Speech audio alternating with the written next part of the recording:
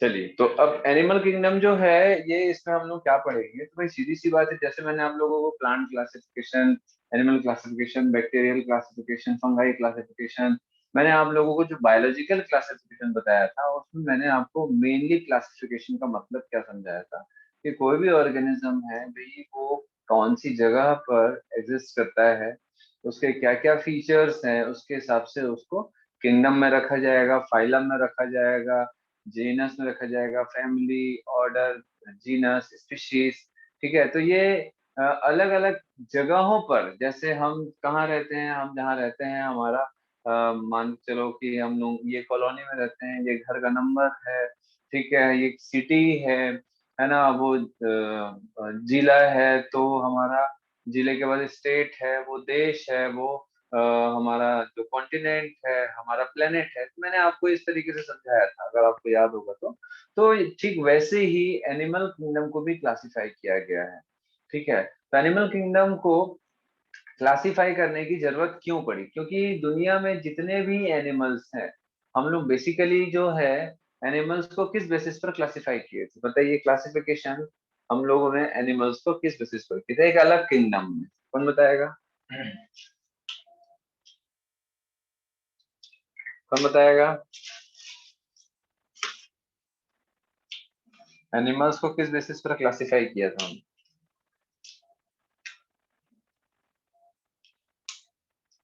Sir तो अभी phylum. नहीं बेटा, एनिमल्स को फाइलम के बेसिस पर नहीं बेटा, मतलब जो बायोलॉजिकल लेवल ऑफ क्लासिफिकेशन है, ऑर्गेनाइजेशन। जो बायोलॉजिकल सेल टाइप। क्लासिफिकेशन है, बायोलॉजिकल क्लासिफिकेशन जब हम लोगों ने किया था, तो बैक्टीरिया, ठीक है, प्रोटिस्टा, फंगाई, प्लांट, एनिमल, ये सबको हम लोगों ने अलग अलग किया। तो एनिमल्स को, एनिमल का जो किंगडम हम लोगों ने बनाया था, वो किस बेसिस पर बनाया? हम लोगों ने Monera, protista, fungi, Plantae, animalia, 5 kingdom को अलग अलग किया था। ठीक है, तो 5 किंगडम क्लासिफिकेशन जो किया था, तो हम किस बेसिस पर एनिमल्स को एक अलग किंगडम में डाल देते? Sir cell type, multi cellular cell organisms. Characters. Mode of mode of nutrition. Nutrition. सबसे पहली बात तो भाई ये मल्टी सेलुलर ऑर्गेनिज्म है। ठीक है, मल्टी सेलुलर ऑर्गेनिज्म है। ठीक, दूसरा body organisation. Body organisation. Body organisation आप लोग पढ़े थे क्या बेटा? सर उसमें दिया था जो चार्ट में था, ऑर्गन सिस्टम। हाँ हाँ, और मोड ऑफ यूकैरियोट्स। रिप्रोडक्शन। है mode of mode of nutrition. ठीक है, और cell structure. Cell structure, body cell structure, है ना। तो जैसे हम लोगों ने देखा था कि भाई प्रोकैरियोट है कि यूकैरियोट है, ठीक है, उसके बाद वो यूनिसेलुलर है कि मल्टी सेलुलर है। ठीक है, तो ये यूकैरियोट है, मल्टी सेलुलर है। देन उसके बाद हम लोगों ने देखा था कि भाई इसका मोड ऑफ न्यूट्रिशन क्या है, तो animal like that heterotrophic nutrition and holozoic type of nutrition, that is animal like nutrition है। तो हम लोगों ने सेल का स्ट्रक्चर हो गया, बॉडी का टाइप हो गया, ठीक है, इसमें जो न्यूक्लियस का जो स्ट्रक्चर है कि भाई यूकैरियोटिक है, प्रोकैरियोटिक है ना, और उसके बाद उसका मोड ऑफ न्यूट्रिशन के बेसिस पर हम लोगों ने इसको एक अलग किंगडम में डाल दिया था। लेकिन अलग किंगडम में डालने के बावजूद भी हम लोगों को इसको और क्लासिफाई करना पड़ता है, क्योंकि जितने भी एनिमल्स हैं दुनिया में, वो उनका बॉडी का ऑर्गेनाइजेशन अलग अलग है। ठीक है, उनका खाने पीने का तरीका तो ऑब्वियसली हेटरोट्रॉफिक है सारे एनिमल्स, ठीक है, लेकिन सिर्फ हेटरोट्रॉफिक मोड के बेसिस पर हम लोग सभी को एक कैटेगरी में नहीं डाल सकते। ठीक है, तो जैसे वो यूकैरियोटिक, मल्टीसेलुलर, हेटरोकैरियोटिक है, ये इनका एक बेसिक फीचर्स हैं जो इनको एक किंगडम के अंदर रखता है। लेकिन इसके बाद किंगडम के अंदर इसको अलग अलग जगहों पर रखने के लिए उनको फिर से क्लासिफाई किया गया है, जैसे हम लोगों ने फंगाई में देखा था, ठीक है, और मुनेरा में भी देखा था हम लोगों ने, बैक्टीरिया के भी अलग अलग टाइप्स हैं, प्रोटिस्टा में भी देखा था। तो अलग अलग हम लोगों ने क्या किया था, वहां के ऑर्गेनिज्म को अरेंज कर दिया था। तो ठीक वैसे ही एनिमल्स को भी अलग अलग कैटेगरीज में अरेंज कर दिया गया है, उनके बहुत सारे फीचर्स के, भाई लोअर एनिमल्स कौन है, हायर एनिमल्स कौन है, तो कैसे मालूम चलेगा लोअर एनिमल्स हैं या हायर एनिमल्स हैं। ठीक है, देन दूसरी बात, उनका बॉडी का स्ट्रक्चर कैसा है, वो मल्टीसेलुलर तो है बट उनका कॉम्प्लेक्स है या सिंपल बॉडी है, वो लोग जो फूड इनटेक करते हैं तो वो डाइजेशन कैसे करते हैं, ठीक है। देन उसके बाद उनमें और भी जो बेसिक फीचर्स हैं जैसे हमारी बॉडी में होता है ना, सर्कुलेटरी, डाइजेस्टिव, रिप्रोडक्शन कैसे करते हैं वो लोग, कौन एसेक्सुअल करेगा कौन सेक्सुअल करेगा, तो ये सारे अलग अलग जो फीचर्स होते हैं इनके बेसिस पर इनको क्लासिफाई किया गया है डिफरेंट कैटेगरीज में, ठीक है। तो दो कैटेगरीज अगर मैं बताऊं आपको कि मेनली अगर देखें तो सबसे सिंपल कैटेगराइज किया गया है, एक है इनवर्टिब्रेट्स या नॉन कॉर्डेट्स और एक है कॉर्डेट्स। ये इनका एक बेसिक पहचानने का एक तरीका है। देन उसके बाद जो आपके बुक में लिखा है वो मैं सारी चीजें बताऊंगा। तो नॉन कॉर्डेट्स और कॉर्डेट्स, ठीक है। तो नॉन कॉर्डेट्स में कौन कौन से आएंगे? अच्छा, किंगडम के बाद क्या आता है बेटा, जो क्लासिफिकेशन फाइलम। का फाइलम। फाइलम। है। तो भाई सीधी सी बात है कि हम लोअर ऑर्गेनिज्म में फाइलम, वाइलम, जीनस, स्पीशीज, फैमिली, ये सब हम बहुत सारी कैटेगरी नहीं पढ़ते हैं। होता सब है, फंगाई में भी होता है, बट आपके सिलेबस में उतना एडवांस नहीं दिया गया है, आपको एकदम बेसिक बेसिक चीजें पढ़नी रहती है, ठीक है, बहुत कम, ठीक है। लेकिन प्लांट किंगडम में थोड़ा सा ज्यादा दिया गया है और एनिमल किंगडम में बहुत ज्यादा क्या किया गया है, कैटेगरीज में बांटा गया है और उन कैटेगरीज का डिस्क्रिप्शन आपको मिलेगा, ठीक है। तो नॉन कॉर्डेट्स और कॉर्डेट्स ये दो कैटेगरीज हैं। तो नॉन कॉर्डेट जो होते हैं दे आर लोअर एनिमल्स और कॉर्डेट जो होते हैं वो थोड़े हायर एनिमल्स की कैटेगरी में आते हैं, ठीक है। तो नॉन कॉर्डेट्स में अगर हम देखें तो नॉन कॉर्डेट्स को कुछ फाइलम्स में डिस्ट्रीब्यूट किया गया है, ठीक है, क्योंकि किंगडम के बाद फाइलम ही आएगा। तो फाइलम में आपको ना बेटा बेसिक सारे फाइलम्स के नाम पहले याद होने चाहिए। तो फाइलम पॉरीफेरा, फाइलम, ये मैं एक एक बार नहीं लिखूंगा, ठीक है। पॉरीफेरा के बाद क्या आएगा, सिलेंटरेटा। ये नाम आपको याद रखने हैं, एकदम आपको बिल्कुल याद होने चाहिए, तभी आपने उसके फीचर्स याद रख पाओगे। देन उसके बाद टीनोफोरा, देन उसके बाद प्लेटीहेलमिन्थस, देन उसके बाद एश हेलमिन्थस, और उसको निमेटोडा भी बोलते हैं। देन उसके बाद एनालिडा, एमिलिडा। देन उसके बाद आर्थ्रोपोडा। ये सब नाम पहले आपको ना याद रखने हैं, ठीक है। मोलस्का, इकाइनोडर्मेटा,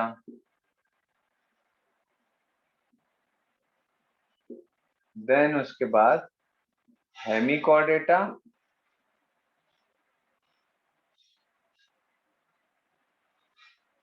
हेमिकॉर्डेटा के बाद आएगा कॉर्डेटा, ठीक है। तो हेमिकॉर्डेटा जो रहता है, हेमिकॉर्डेटा का मतलब ही समझ आ रहा होगा, हेमी का मतलब होता है बेटा हाफ। तो ये पार्शियल कॉर्डेटा है ना, कंप्लीट कॉर्डेटा नहीं है, ये पार्शियल कॉर्डेटा है। तो they are connecting link between non chordata and chordata, ठीक है। तो पहले तो आपको इतना चीज आपको बिल्कुल फिंगर टिप्स पे याद होने चाहिए, फाइलम्स के नाम नॉन कॉर्डेट्स के, ठीक है, और कॉर्डेट्स के। अब नॉन कॉर्डेट्स को इनवर्टिब्रेट्स भी बोलते हैं, ठीक है।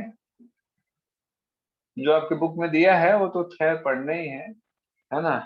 ये इनिशियल क्लासिफिकेशन है। नॉन कॉर्डेट्स को इनवर्टिब्रेट्स भी बोलते हैं बट सारे कॉर्डेट्स को वर्टिब्रेट नहीं बोलते हैं, उसका रीजन मैं आगे बताऊं, ठीक है। अभी अपन यहीं पर बस पढ़ते हैं, इतना आप लोग ध्यान रखें। तो इसके अंदर वर्टिब्रेट्स आएगा, इसके अंदर वर्टिब्रेट्स आएगा। वर्टिब्रेट एक सब फाइलम है, वर्टिब्रेट एक सब फाइलम है। और कॉर्डेटा क्या है,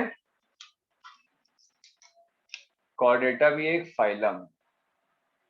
कॉर्डेटा भी एक फाइलम। तो कितने फाइलम पढ़ रहे हो आप? 11। 11। 10 इधर है, 11th यहाँ है ना, ध्यान रखना। ठीक है, तो मैं इसको ऐसे 11th कर देता हूँ ताकि आपको ध्यान रहे, सिर्फ ऐसे नहीं कि सिर्फ यही बस है ना। तो फाइलम कॉर्डेटा, फाइलम कॉर्डेटा के अंदर सब फाइलम वर्टिब्रेटा आता है। इसके अंदर और भी कैटेगरीज हैं और भी सब फाइलम होते हैं, बट यहाँ पर अभी अपन उसका डिस्कशन नहीं करेंगे। तो एकदम सिंपल सा बेसिक आपको बस इतना याद रखना है कि भैया इनवर्टिब्रेट और नॉन कॉर्डेट या लोअर एनिमल्स है स्टार्टिंग से, और ये हायर एनिमल्स कैटेगरी में आते हैं। कॉर्डेट उसमें भी, कॉर्डेट में भी बहुत सारे अलग अलग कैटेगरीज हैं, उनमें सबसे जो हायर ऑर्गेनिजम्स है, हायर एनिमल्स है, वो वर्टिब्रेट्स में आते हैं। क्लियर है बात? समझ आया बात? इतना क्लियर है, इसको लिख ले रहे हैं ना, फिर अपन Yes, एक एक sir. करके देखते जाएंगे। चलो, अब बात ये है कि इनको ऐसा क्यों फाइलम, सब फाइलम, ठीक है ना, इन अलग अलग कैटेगरीज में बांटा गया? क्योंकि बेटा इनका बॉडी का स्ट्रक्चर, इंटरनल बॉडी स्ट्रक्चर है, इनका फिजियोलॉजिकल फंक्शंस है, ये सबका थोड़ा थोड़ा डिफरेंट है। ठीक है, तो मतलब किस बेसिस पर इनको क्लासिफाई किया गया, अब हम वो पढ़ेंगे। ठीक है, किस बेसिस पर इनको अलग अलग, भैया ये पॉरीफेरा जो रहता है वो सबसे लोअर एनिमल माना जाता है ना, एनिमल किंगडम, ये एकदम लोअर एनिमल्स। ठीक, तो ये लोअर एनिमल क्यों है? और जैसे कॉर्डेटा है, उसमें वर्टिब्रेट्स आते हैं, वर्टिब्रेट में हम भी आते हैं, हम भी इंक्लूड होते हैं वर्टिब्रेट्स। तो हम इतने हायर एनिमल्स की कैटेगरी में क्यों आते हैं? तो ये सबसे सबसे लोएस्ट फॉर्म का है, और ये हाईएस्ट एडवांस फॉर्म के एनिमल्स हैं। तो ये लोअर से हायर कैटेगरी में हम कैसे जा रहे हैं कि इनमें ऐसी क्या फीचर्स नहीं है कि इस आर्थ्रोपोडा के पास है ना, प्लेटिलिमेंट्स के पास वो फीचर्स, कौन से फीचर्स नहीं है जो एनालिडा के पास में है, ताकि हम इसको क्लासिफाई कर सक रहे हैं ना कि भैया ये लोअर है, ये हायर है, तो इससे हायर ये, इससे हायर ये, इससे हायर ये, इससे हायर ये, और इससे हायर ये, और ये और भी हायर कैटेगरीज में आता है। तो ये कौन कौन से फीचर्स हम एक एक करके देखेंगे। ठीक है, इतना हो गया, समझ आ रहा बात? Yes, sir. Yes, sir. Yes, sir. Then उसके बाद देखते हैं बेटा लेवल ऑफ ऑर्गेनाइजेशन। तो सबसे पहले हम देखेंगे लेवल ऑफ ऑर्गेनाइजेशन। मैं इसको बस मिटा रहा हूँ, इसको रखूंगा क्योंकि बहुत सारी चीजों में ये भी काम आएगा। ठीक है, तो हम मेनली इनवर्टिब्रेट्स या नॉन कॉर्डेट्स पे ज्यादा फोकस करेंगे, इसको पहले डिस्कस करेंगे। ठीक है, चलो, तो सबसे पहले देखेंगे बेटा level of organisation. Level of organisation, मैं एक एक चीज लिखते जाऊंगा और उसको मिटाते जाऊंगा। Organisation, level of organisation. तो ऑर्गेनाइजेशन का मतलब क्या होता है बेटा? Body organisation. तो मैंने आप लोगों से पहले डिस्कस किया था कि भाई जो सेल होते हैं वो किस तरीके से ऑर्गेनाइज होते हैं, एक इंडिविजुअल भी होते हैं और ग्रुप में भी होते हैं। याद आ रहा है आप लोगों को? Yes. Yes, sir. तो क्या क्या होता है भाई लेवल ऑफ ऑर्गेनाइजेशन बॉडी का? क्या क्या होता है? Cell. सेलुलर लेवल, एक सेलुलर लेवल का होगा, हाँ, tissue Tissue level, level. Tissue level, एक टिश्यू लेवल का होगा, ऑर्गन लेवल, ऑर्गन लेवल, है ना, ऑर्गन लेवल का होगा, और एक organ system, organ system level का होगा। ये तो मैंने आप लोगों को जब डेमो दिया था, याद आ रहा है रेस्पिरेशन, तब भी ये शायद समझाया था, किसी किसी को समझाया था, किसी किसी को नहीं समझाता हूँ, है ना। तो जब जो दिमाग में आता है वो उसके हिसाब से पढ़ाता हूँ, या जो बच्चे जैसा रेस्पॉन्स देते हैं उसके हिसाब से फिर बाकी चीजें निकलती है। ठीक है, तो cellular level, tissue level, organ level, organ system level. अब ये सेलुलर लेवल का मतलब क्या होता है कि जिसमें टिश्यू नहीं बना है। अब टिश्यू क्या होता है? Group of चलो मैं cell. Group of cell. चलो, Function. तो अगर मैं बोलूं आप लोगों को कि भैया चलो यहाँ पर ये ग्रुप ऑफ सेल है, ठीक है, यहाँ पर ये ग्रुप ऑफ सेल है, ऐसा कुछ भी एक ग्रुप ऑफ सेल्स है। ठीक है, ये ग्रुप ऑफ सेल है, ये दिख रहा है ग्रुप ऑफ सेल है, हाँ, ठीक है। Yes, sir. तो क्या ये टिश्यू है? Yes, sir. सर अगर वो एक फंक्शन करेंगे तो ग्रुप ऑफ सेल है, बट वो टिश्यू नहीं हो सकते, हो भी सकते हैं। तो ये कब होंगे और कब नहीं होंगे? जैसे फॉर एग्जांपल आप सभी लोगों को मैं एक साथ एक जगह बैठा दूं, that is group of students, ठीक है। तो ये ग्रुप ऑफ स्टूडेंट, ठीक। और एक दूसरे क्लास में मैं बायो वाले, कॉमर्स, मैथ्स, ठीक है, और अलग अलग फील्ड के, अलग अलग जो फील्ड के जो स्टूडेंट्स हैं, कोई कॉलेज के होंगे, कोई पीएचडी कर रहे होंगे, कोई 9th के स्टूडेंट होंगे, कोई 10th के स्टूडेंट होंगे, समझ आ रहा है बात, कोई 6th के होंगे, मैं KG1 के भी बच्चों को डाल दूंगा। तो ऑल आर स्टूडेंट्स और नॉट? Yes, class sir. तो Yes, है, Yes, sir. सभी के सभी स्टूडेंट Yes, हैं। sir. Yes, sir. वही जो आपका जो KG1 का जो बच्चा है वो भी एक स्टूडेंट है, वो भी सोच रहा है सर पढ़ाएंगे करके, हालांकि मैं उनको नहीं पढ़ाऊंगा, तो वो भी एक स्टूडेंट है ना। इंजीनियरिंग स्टूडेंट भी, मेडिकल स्टूडेंट भी एक स्टूडेंट है, आप भी एक स्टूडेंट हो, 11th 12th है, ठीक है। तो ये सारे student, they are group of students है, Yes, sir. ठीक है। लेकिन क्या मैं बोल सकता हूँ कि इनको मैं एक ही चीज पढ़ाऊंगा तो चल जाएगा? No, sir. No, sir.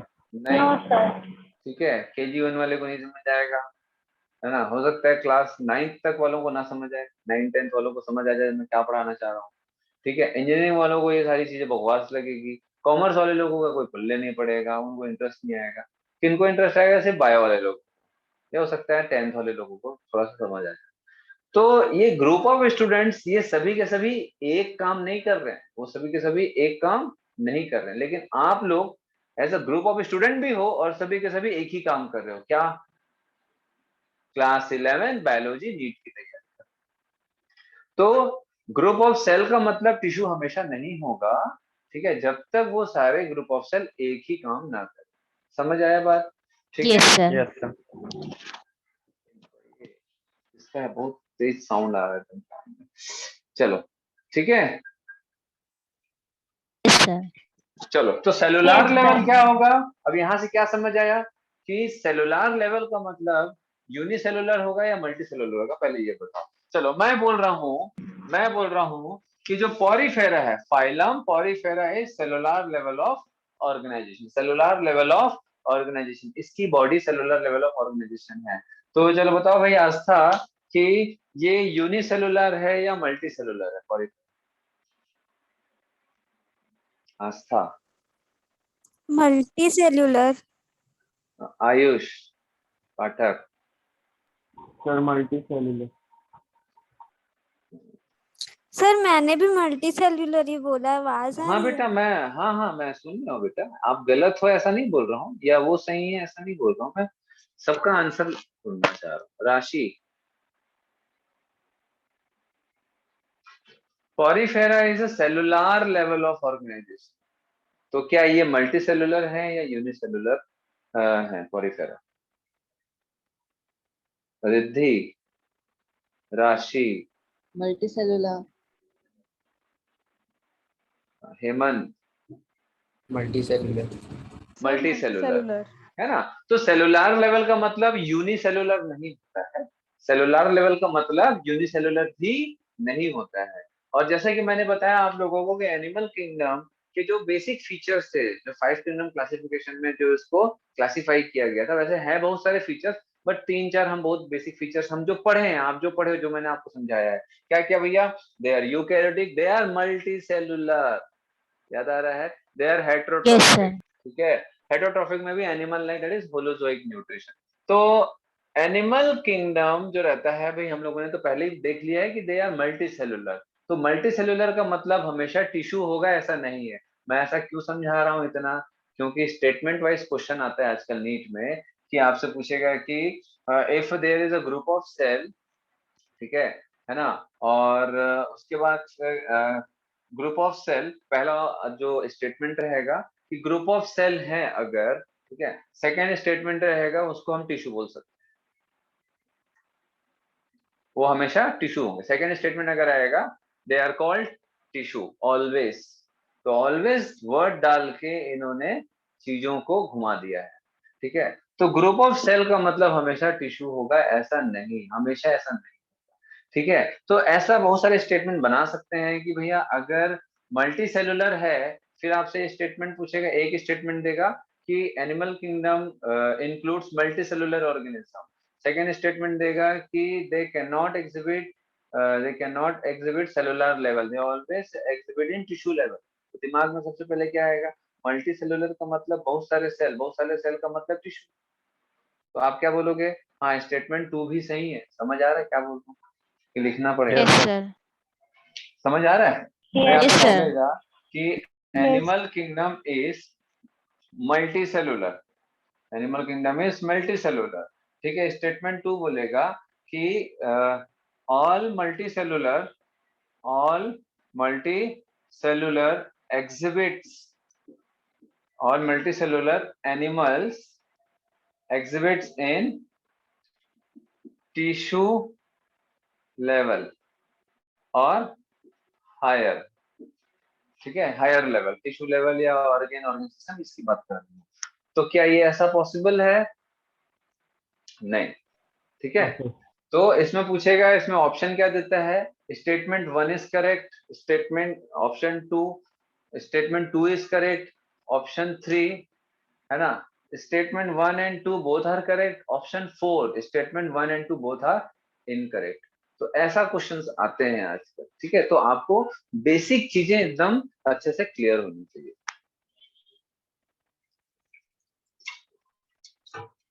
समझ आया? Yes, क्योंकि sir. अधिकतर क्या होता है, बच्चे पूरा सर पढ़ मुझे लेते हैं। समझ नहीं आया। सेलुलर लेवल का मतलब बताया ना बेटा आप लोगों को, क्लासरूम जो है, एक क्लास में अलग अलग फील्ड के बच्चे बैठे हैं, है तो group of student, like group of cell, but वो एक काम नहीं कर रहे हैं तो वो टिश्यू नहीं बना पाएंगे। सर वो स्टेटमेंट वाला नहीं समझ आया। स्टेटमेंट बोला बेटा, animal kingdom is multi cellular, बोलो हाँ कि ना? Yes sir. Yes sir. सभी मल्टी सेलुलर एनिमल्स जो होते हैं वो टिश्यू लेवल या उसके ऊपर के होते हैं, ये ऐसा बोल रहे हैं। तो क्या ऐसा होता है क्या कि सभी मल्टी सेलुलर एनिमल्स क्या हमेशा टिश्यू लेवल या ऑर्गन सिस्टम लेवल बनाएगा, ऐसा है क्या? हाँ या ना में जवाब दो पहले, तब मैं समझाऊंगा। सर यही नहीं समझ आया।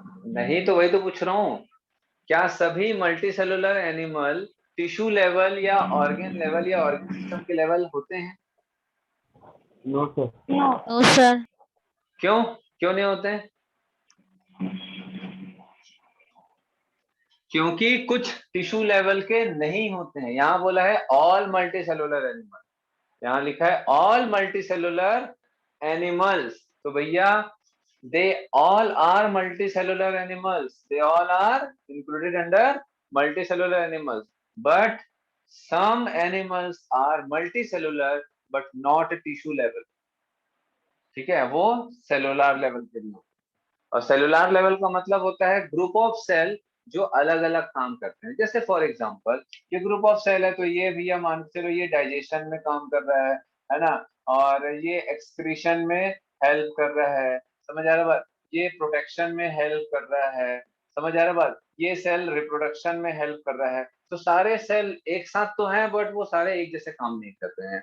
तो ये है तो मल्टी सेलुलर, बट ये टिश्यू नहीं कहलाएंगे, तो टिश्यू लेवल के भी नहीं होंगे ये ऑर्गेनिज्म। ठीक है, इसीलिए वो सेलुलर लेवल का होता है। हाँ बोलो सर, अगर एक स्टेटमेंट दे दिया कि ग्रुप ऑफ सेल्स और हाँ। सेकंड स्टेटमेंट दे दिया these are called tissue, always नहीं हाँ। दिया है, सिर्फ सबका दे दिया वीडियो दीज ऑफ आर हो कॉल्ड गया है, टिश्यू, तो क्या होगा?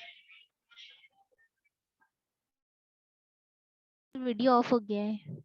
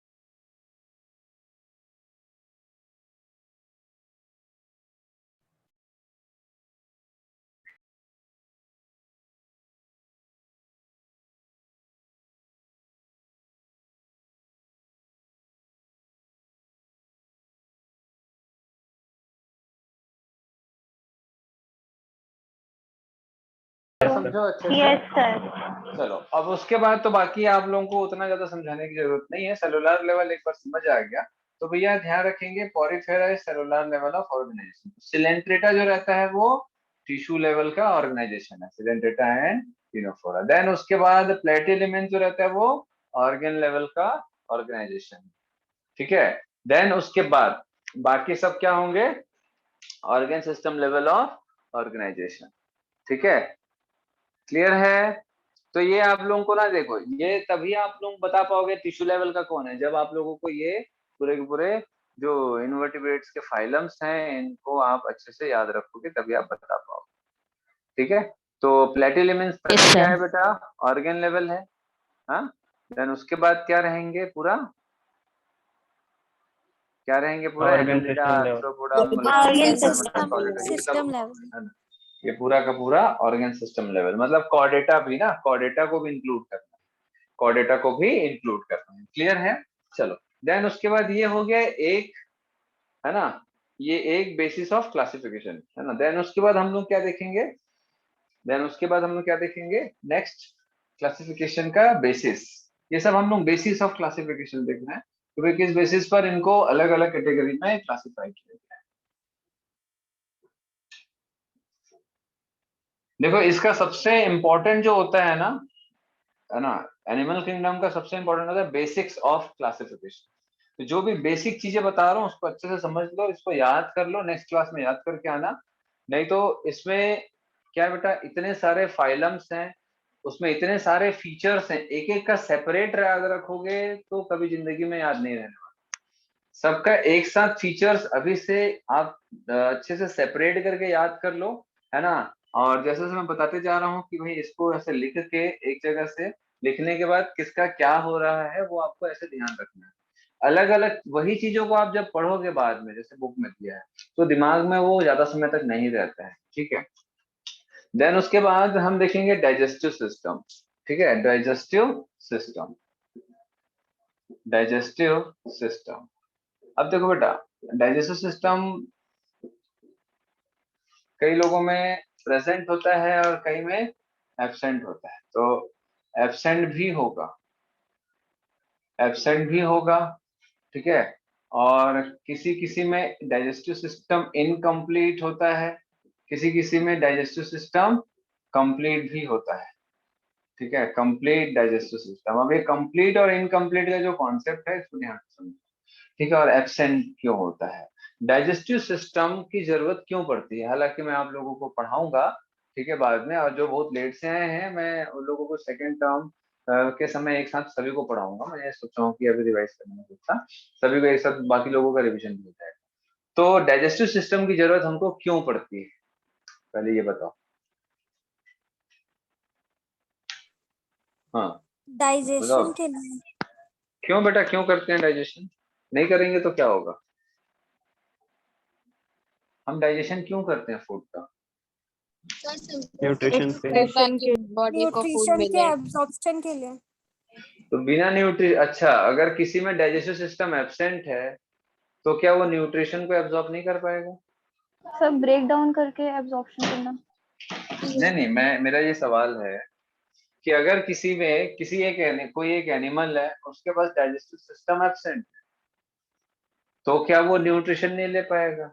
सर ले ले पाएगा। पाएगा। सर ले सकता है। तो जब वो डाइजेस्टिव सिस्टम के बिना न्यूट्रिशन ले पा रहा है तो हमको डाइजेस्टिव सिस्टम की जरूरत क्यों पड़ती है, हम वैसे क्यों नहीं ले सकते? कि सर शायद Sir, हमारे size of फीचर्स body थोड़े अलग होंगे। नहीं होगा शायद। सर हम solid food sir Excretion complex के लिए। फूड को सिंपल फूड में कन्वर्ट करने के लिए। डाइजेशन का सिंपल मीनिंग होता है कॉम्प्लेक्स फूड को सिंपल फूड में कन्वर्ट करना है। क्यों ऐसा? इसीलिए क्योंकि हम जो इनटेक करते हैं नेचर में जो है ना, जो आर्टिफिशियली हम प्रोड्यूस करते हैं फूड, उसकी बात नहीं कर रहा हूं, जो नेचर में हमारे जो फूड प्रेजेंट है वो सब कॉम्प्लेक्स फूड होता है, ठीक है। तो कॉम्प्लेक्स फूड क्या होता है, जैसे फॉर एग्जांपल आप राइस खाते हो, छोटा सा, मैं बहुत ज्यादा इस पर डिस्कशन नहीं जाऊंगा। राइस क्या होता है एक प्रकार का बेटा, ये क्या है, ये कार्बोहाइड्रेट, ठीक है, rice is the source of carbohydrate. Carbohydrate क्या होता है, कार्बोहाइड्रेट ऐसे सिंपल तरीके से बोलूं तो मान के चलो ये ग्लूकोज की लंबी चेन होती है, ठीक है, बहुत लंबी चेन, बहुत सारे ग्लूकोज, जो है एक साथ जुड़े हुए रहते हैं। तो हम खाते क्या है, हम इनटेक क्या करते हैं, हम इनटेक करते हैं राइस। राइस का मतलब होता है, ठीक है, अब कई लोग आगे आएंगे, सर मैं राइस नहीं खाती तो मैं क्या करूं, ठीक है, तो कुछ नहीं कर सकते। तो राइस जो है कार्बोहाइड्रेट का सोर्स है। Carbohydrate is a long chain of glucose या शुगर, ठीक है, शुगर मोनोमर बोलेंगे। मैं यहाँ पर वो उतना कॉम्प्लिकेटेड वर्ड में नहीं जाऊंगा, मैं सिंपली बोलूंगा ग्लूकोज की लंबी चेन है। तो बेटा हमारा, आप लोग कभी सुने होंगे कि ब्लड शुगर टेस्ट कराओ, सुने हैं आप लोग? कभी Yes, ऐसा नहीं sir. सुना है Yes, कि sir. ब्लड में कार्बोहाइड्रेट का टेस्ट कराओ, कभी सुने हो आप? नहीं सुने। No, sir. No, sir. ऐसा इसीलिए क्योंकि कार्बोहाइड्रेट हमारे ब्लड में नहीं होता है, क्योंकि कार्बोहाइड्रेट हम यूज कर ही नहीं सकते। क्यों? क्योंकि कार्बोहाइड्रेट का यूज करने के लिए हमारे सेल जो है एडेप्ट ही नहीं है। और carbohydrate long chain of sugar रहता है, शुगर मोनोमर, मतलब एक एक शुगर या एक एक ग्लूकोज की लंबी सी चेन होती है। अब जब हम इसको खाते हैं तो हमारे इंटेस्टाइन स्टमक से, है ना, जैसे इंटेस्टाइन की बात करूं मैं, है ना, तो हमारे इंटेस्टाइन से हमारे ब्लड में ये एब्जॉर्ब नहीं होता। कौन नहीं होता? कार्बोहाइड्रेट। कार्बोहाइड्रेट क्या है? Long chain of glucose. तो ये क्यों नहीं होता? ये ठीक वैसे ही है जैसे आपके घर के खिड़की से एक हाथी को बाहर निकालने बोलो तो आप निकाल लोगे क्या? तो भाई चीनू, No, sir. नहीं, ठीक है। तो भाई सीधी सी बात है कि अब मैं आपको बोलूं कि आपके घर में एक कार है बड़ा सा, उस कार को आपके घर की खिड़की से बाहर निकालो, छोटी सी खिड़की इतनी बड़ी, बाहर निकालो, तो क्या आप निकाल लोगे क्या? No, sir. No, sir. निकाल सकते हैं, लेकिन पूरे कार को एक साथ नहीं। हम कार को तोड़ तोड़ के उसके छोटे छोटे पार्ट्स को खिड़की से बाहर निकाल सकते हैं। समझ आ रहा बात? सर इससे ठीक है। अच्छा Yes, गेट sir. से ही निकाल दे। नहीं, मैं हम एग्जांपल तो दे रहा गैराज हूँ, में रखते हैं। मैं एग्जांपल दे रहा हूँ। मैं आपको ऐसे नहीं कि कार को आप अपने रूम में ला लो, उसी के अंदर सोना बेटा बढ़िया, उसी के अंदर पढ़ाई करना मस्त, ऐसा नहीं बोल रहा हूँ, एक एग्जांपल दे रहा हूँ। तो भैया अगर हमको कोई बड़ी चीज है जिसमें बहुत सारे पार्ट्स हैं, अगर वो छोटे जगह से नहीं आ पा रहा है तो हमको उसके पार्ट्स को अलग अलग पार्ट्स में डिस्ट्रीब्यूट कर देना है, फिर छोटे छोटे पार्ट्स को अंदर ला लेना है, उसको जोड़ देना, या उसको ऐसे ही यूज करना है, जो भी यूज करे। ठीक है सर, अब उसको कुछ यूज नहीं कर सकते, हेडलाइट टूटा रहेगा तो उसको क्या यूज करेंगे। ये एक एग्जांपल है। तो वैसे ही हमारी बॉडी में क्या होता है बेटा, इंटेस्टाइन से ब्लड के अंदर एंटर करने के लिए ये जो ग्लूकोज की लंबी चेन है ये काफी बड़ी हो जाती है, तो ये एंटर कर ही नहीं पाता। तो हमारे इंटेस्टाइन से ब्लड में एंटर करवाने के लिए हमको इस ग्लूकोज की लंबी चेन को तोड़ना पड़ता है। इसको बहुत सारे छोटे छोटे, है ना, पार्ट्स में तोड़ना पड़ता है और एक सिंगल ग्लूकोज को एक दूसरे से अलग करना रहता है ऐसा। ठीक है, तो ये जो अलग कर रहे हैं, ये जो एरो दिखा रहा हूँ, इसी को बोलते हैं बेटा, इसी प्रोसेस को बोलते हैं डाइजेशन। तो डाइजेशन क्या होता है? मैक्रोमोलिक्यूल, ये मैक्रोमोलिक्यूल है, लार्ज मॉलिक्यूल, इसको ब्रेक करके छोटे छोटे मॉलिक्यूल में कन्वर्ट करें, जैसे ये ग्लूकोज है ना। अब ये ग्लूकोज हमारे इंटेस्टाइन से, स्टमक से हमारे ब्लड में आसानी से एंटर कर सकता है, क्योंकि ये बहुत छोटा मॉलिक्यूल है, इसे इसको माइक्रो मॉलिक्यूल बोलते हैं। तो अब क्या होगा, ब्लड में एंटर हो गया तो ब्लड के द्वारा पूरे बॉडी के हर एक सेल को ग्लूकोज की सप्लाई मिल जाएगी, और बॉडी का हर एक सेल ग्लूकोज से अपनी एनर्जी बनाएगा, एटीपी बनाएगा जिंदा रहने के लिए। समझ आ रहा बात इतना? तो भैया अगर मैं बोलूं कि अगर किसी डाइजेस्टिव सिस्टम काम नहीं कर रहा है तो उसको सिंपल सा ग्लूकोज पिला दोगे तो भी उसको न्यूट्रिशन मिल जाएगा, तो उसको डाइजेशन की जरूरत ही नहीं है। ऐसा होता है क्या? होता है ऐसा। हॉस्पिटल में जो लोग एडमिट होते हैं, ठीक है, जैसे आईसीयू में है ना, बेहोश है या कोमा में है, तो बेटा वो कैसे जिंदा रहता है? तो सोचो, खाना तो खा नहीं रहा है वो। Glucose. ग्लूकोज। तो Glucose. बेटा वो जो ड्रिप चढ़ता है उसमें डेक्सट्रोज रहता है, मोनोमर्स, ठीक है, शुगर होता है उसमें। तो वो जो ड्रिप चढ़ता है ना, बोतल देखे होगे पानी जैसे, तो आप लोग सोचते हो Yes, हम sir. बस ना बेवकूफ बनाते हैं, बस बोतल चढ़ाते हैं पानी का, बस और कुछ नहीं करते हैं, ठीक है। तो ऐसा नहीं है। तो वो उसमें क्या होता है बेटा, जितनी जरूरत है चीजें, जैसे नमक हो गया, पानी हो गया, शुगर हो गया, ये सब आते जाता है। तो बॉडी में एनर्जी ही तो बनाना है ना, तो उस समय उनमें कोई डाइजेशन कुछ नहीं होता है। तो अब इसका ये मतलब है कि किसी में डाइजेस्टिव सिस्टम एब्सेंट इसीलिए है क्योंकि वो डायरेक्टली डाइजेस्टेड फूड को एब्जॉर्ब कर रहा है, तभी तो एब्सेंट होगा। समझ आया? तो भैया ऐसा कौन है जो डाइजेस्ट फूड को एब्जॉर्ब करेगा? इंटेस्टाइनल पैरासाइट, जो हमारे इंटेस्टाइन में है। तो हमारे इंटेस्टाइन में फूड को डाइजेस्ट किया जा रहा है, अब हम एब्जॉर्ब करेंगे, वो भी एब्जॉर्ब कर लेगा, जो पैरासाइट है हमारे इंटेस्टाइन में। तो जो इंटेस्टाइनल पैरासाइट्स होते हैं उनमें डाइजेस्टिव सिस्टम एब्सेंट होता है। समझ आ रहा बात? ठीक है कि Yes, नहीं? sir. Intestinal Yes, parasite. sir. अब एक में होता है इनकम्प्लीट और किसी किसी में होता है इनकम्प्लीट। इनकम्प्लीट जो रहेगा वो वही है बेटा, वो भी पैरासाइटिक फॉर्म में ही रहता है, और अगर वो किसी के बॉडी के अंदर है तो वो बहुत ज्यादा उसको फूड को ब्रेक डाउन करने की जरूरत नहीं पड़ती है, तो इसलिए उसमें इनकम्प्लीट होता है। अब ये इनकम्प्लीट, कंप्लीट और एब्सेंट का कॉन्सेप्ट एक्चुअल में क्या है, ये तो मैंने बताया कि भैया वो कहाँ रहते हैं इसीलिए। अब ये इनकम्प्लीट का मतलब होता है और कंप्लीट, सबसे पहले कंप्लीट समझो, बाकी आप इनकम्प्लीट समझ जाओ। ठीक है, अगर कोई एक बॉडी है, ये एक बॉडी है, ठीक है, ये कोई भी एक ऑर्गेनिज्म की बॉडी है, ये माउथ है और ये एनस है। ठीक है, माउथ टू एनस अगर एक कंप्लीट कैनाल होगा और दो ओपनिंग्स होंगे, ये डाइजेस्टिव सिस्टम है यहाँ से लेके यहाँ तक, तो digestive system starts with mouth and ends with anus. तो ये माउथ की ओपनिंग है, ये एनल ओपनिंग है, तो ये पूरा कंटिन्यूस ट्यूब होगा। इस टाइप के डाइजेस्टिव सिस्टम को क्या बोलते हैं? Complete digestive system. समझ आ रहा बात, कहीं समझ आ रहा है? और इनकम्प्लीट क्या होगा? जिसमें एक ही ओपनिंग होगी। एक ही ओपनिंग होगी, तो ये माउथ एंड एनस दोनों का काम। समझ आ रहा बात? Yes, Yes, sir. yes, sir. है ना? तो अब बात ये आती है कि भैया डाइजेस्टिव सिस्टम में माउथ और एनस है ना, सिंगल ओपनिंग दोनों का काम कर रहा है, तो वो इनकम्प्लीट डाइजेस्टिव सिस्टम कहलाएगा। ठीक है, इनकम्प्लीट Sir? Digestive system. तो Sir? ये, हाँ बेटा, ये प्लेटिहेल्मिन्थ का इसका एग्जांपल। हाँ बोलो। इनकम्प्लीट डाइजेस्टिव सिस्टम के अंदर बैट्स आते हैं ना? बैट का कंप्लीट रहता है बेटा, आप सर लोग ये सुने होंगे इनकम्प्लीट में कि मतलब जहां से वो इनटेक करे वहीं से एक्सक्रीट भी करेंगे? ऐसा नहीं है, ऐसा जरूरी नहीं। इनकम्प्लीट का मतलब होता है कि एक ही ओपनिंग, सिर्फ एक ओपनिंग, सर उसका बैट्स एनस के नहीं। पास भी तो एक ही ओपनिंग होती है। बैट्स के पास एक ओपनिंग होती है, बैट्स के पास एक ओपनिंग होती है तो मुझे बेटा। तो वो ऐसे ही लोग, बताया। हाँ, वो ऐसे ही सुनते हैं सभी लोग, वो वापस निकाल सकते हैं, वो एक अलग चीज है। जैसे वो गाय बैल लोग भी निकाल लेते हैं वापस, मालूम है आप?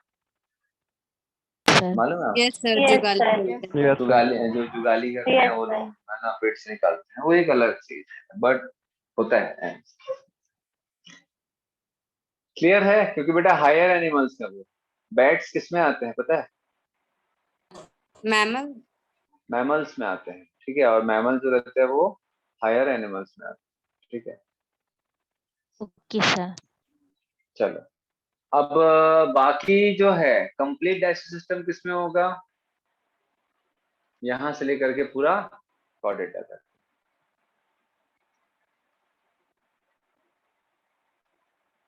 सर क्लियर कहाँ है से? बेटा? प्लेटिहेल्मिन्थ्स के बाद यहां से लेकर के पूरा कॉर्डेटा तक। तो प्लेटिहेल्मिन्थ इसके Okay, पहले sir. बाकी पूरे में एब्सेंट होगा। इसका मैं बताऊंगा आप लोगों को।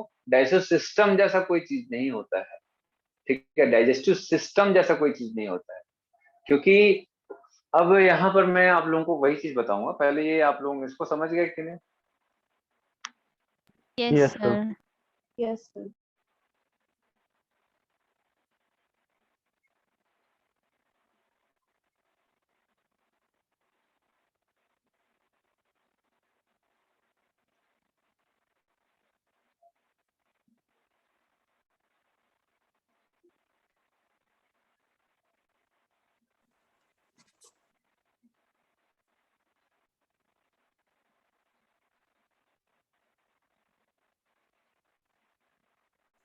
सर आपकी साउंड नहीं आ रही।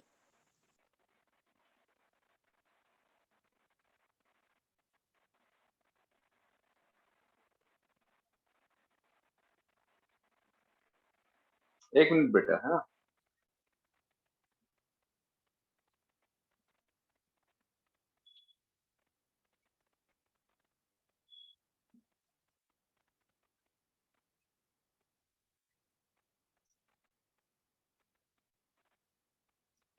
चलिए, हाँ, अब बात ये आती है दिमाग में कि क्या इनमें डाइजेस्टिव सिस्टम होगा कि एब्सेंट होगा कि नहीं होगा। अब देखो बेटा, मैंने आप लोगों को एक चीज बताया है कि अब मुझे ये बताओ कि इनमें से कौन ऑर्गेन सिस्टम लेवल का है, या ऑर्गेन जिस किसके पास है, इनमें से किसके पास ऑर्गेन है, कौन ऑर्गेन लेवल? Platyhelminthes. प्लेटिहेल्मिन्थस क्या है, ऑर्गेन लेवल का है या ऑर्गेन सिस्टम लेवल का है? Organ. Organ level. Organ organ level. level. और डाइजेस्टिव सिस्टम ऑर्गेन से मिलके बनता है, तो जिसके पास ऑर्गेन नहीं है तो वो सिस्टम कैसे बनाएगा? समझ आया yes yes sir. Yes sir. भैया? आप डाइजेस्टिव सिस्टम का मतलब क्या होता है? डाइजेस्टिव सिस्टम का मतलब होता है आपके पास एलिमेंट्री कैनाल, स्टमक होना चाहिए, इंटेस्टाइन होना चाहिए, लीवर जैसा कोई स्ट्रक्चर होना चाहिए, पेनक्रियास जैसा कोई स्ट्रक्चर होना चाहिए, ठीक है, लार्ज इंटेस्टाइन होना चाहिए, या इसके जैसा कोई एक स्ट्रक्चर होना चाहिए। तो माउथ है, स्टमक जैसा स्ट्रक्चर, इंटेस्टाइन जैसा स्ट्रक्चर, जैसा स्ट्रक्चर ये होना चाहिए। तो ये बहुत सारे क्या है, ऑर्गेन है, ये कोई एक स्ट्रक्चर नहीं है, ठीक है। टिश्यू, सॉरी, स्टमक एक ऑर्गेन है, स्मॉल इंटेस्टाइन एक ऑर्गेन है, लार्ज इंटेस्टाइन एक ऑर्गेन है। समझ आ रही है? ये ऑर्गेन है, तो बहुत सारे ऑर्गेन मिलके एक सिस्टम बना रहे हैं ना। तो भैया ऑर्गेन को मिल करके सिस्टम बनाने के लिए ऑर्गेन सिस्टम का लेवल का भी तो होना चाहिए। तो ऑर्गेन सिस्टम लेवल कहाँ से स्टार्ट होता है? ऑर्गेन सिस्टम लेवल कहाँ से चालू होता है? यहाँ से चालू होता है। तो ऑर्गेन सिस्टम लेवल चालू होगा तभी तो ऑर्गेन सिस्टम बनेगा, दैट इज डाइजेस्टिव सिस्टम, तभी तो बनेगा कंप्लीटली। इसीलिए कंप्लीट डाइजेस्टिव सिस्टम यहीं से बनता है। समझ आ रहा है बात? कि बेचारे Yes, लोगों के sir. पास क्यों नहीं सिस्टम बोल ही नहीं सकते ना आप। हाँ, अगर आप ये पूछोगे कि सर क्या इनमें प्रोसेस ऑफ डाइजेशन होता है, वो एक अलग चीज है। डाइजेस्टिव सिस्टम एक अलग चीज है एंड डाइजेशन एक अलग चीज। तो इनमें डाइजेशन होगा, Sir? बिल्कुल होगा, है ना। एकदम फूड इनटेक करेंगे। सर प्लेटिहेल्मिन्थेस के पास एक ही ऑर्गन होता है। प्लेटिहेल्मिन्थेस के पास एक ही ऑर्गन नहीं बेटा, और भी ऑर्गन्स होते हैं, तो सर लेकिन उनका organ- ग्रुप नहीं होता है। ऑर्गन्स का ग्रुप नहीं होता है। क्या होता है, ऑर्गन होना एक अलग चीज है और ऑर्गन एक साथ ग्रुप में काम करना अलग है। जैसे सेल होना एक अलग चीज होता है और सेल का एक साथ ग्रुप में काम करना एक अलग चीज होता है, वैसे ही ऑर्गन्स का होना और ऑर्गन का ग्रुप में साथ मिलकर काम करना एक अलग चीज होता है। तो इसीलिए ऑर्गन लेवल एक अलग चीज है और ऑर्गन सिस्टम एक अलग चीज है, ठीक है। तो ऑर्गन लेवल में क्या होता है, बहुत सारे ऑर्गन मिलके एक साथ काम नहीं करते हैं, इसीलिए वो ऑर्गन लेवल का होता है, ठीक है। क्लियर हो रहा है? सर तो उनमें डाइजेशन कैसे होता है? Yes, sir. समझ में नहीं रहता। डाइजेशन Digestive डाइजेशन के लिए system. डाइजेस्टिव एंजाइम चाहिए बेटा। डाइजेशन के लिए सिंपली डाइजेस्टिव एंजाइम चाहिए। अब आप मेरे से बोलोगे कि सर पॉरीफेरा में डाइजेशन कैसे होता है, सिडेंटेटा में, टिनोफोरा में डाइजेशन कैसे होता है? तो बेटा यूनिसेलुलर ऑर्गेनिज्म में भी डाइजेशन होता है, अमीबा में भी डाइजेशन होता है। तो डाइजेशन के लिए कोई ऐसा मुंह नहीं चाहिए, स्टमक नहीं चाहिए। डाइजेशन के लिए सिंपली एक सेल चाहिए या एक एंजाइम चाहिए। तो भैया एंजाइम अगर फूड को लिया गया है और एंजाइम का एक्शन हो रहा है तो वो डाइजेशन हो जाता है। समझ आ रहा है बात? तो उसके लिए आपको कोई ऐसा इतना सारा कॉम्प्लिकेटेड चीजें चाहिए ऐसा जरूरी नहीं है, ठीक है। डाइजेशन एक अलग प्रोसेस है ना। तो डाइजेशन होता है बट सिस्टम प्रेजेंट है कि नहीं एक अलग, ठीक है। तो एब्सेंट कौन सा फाइलम में होता है?